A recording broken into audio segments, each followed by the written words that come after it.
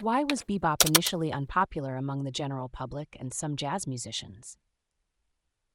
If you're curious about why bebop, a jazz style that emerged in the 1940s, didn't immediately win over the hearts of the general public and some jazz musicians, let's take a closer look.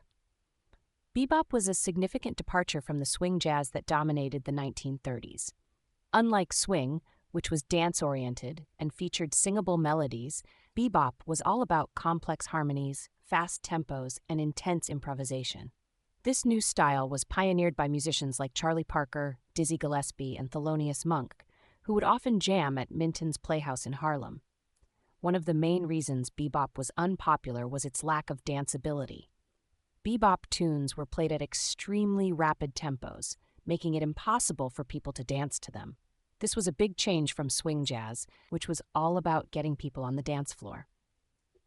The fast-paced and complex nature of bebop made it more of a musician's music rather than something for the general public to enjoy. Another factor was the intellectual and artistic approach of bebop musicians. Parker and Gillespie, among others, saw themselves as artists rather than entertainers.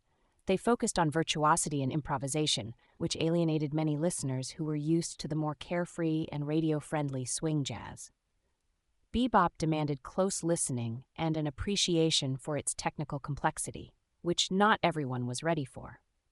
The cultural and social context also played a role. Bebop emerged during a time when there were cabaret laws that restricted interracial dancing, and this new style was seen as a reaction to these restrictions. However, this also meant that bebop was not widely accepted by the public or by many established jazz musicians who preferred the traditional swing style. Even legendary musicians like Louis Armstrong criticized bebop, calling it noisy and unswinging. The divide between the old and new generations of jazz musicians was deep, with many older musicians feeling that bebop was too experimental and too far removed from the roots of jazz. Additionally, the recording ban by the U.S. Musicians Union between 1942 and 1944 meant that bebop's early days were not well documented on record. When the ban was lifted and recordings began to emerge, it took some time for the public to adjust to this new and challenging form of jazz.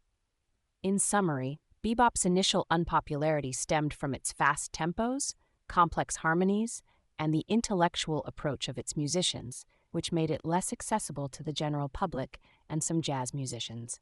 Despite these challenges, bebop would eventually become a cornerstone of modern jazz, influencing generations of musicians to come.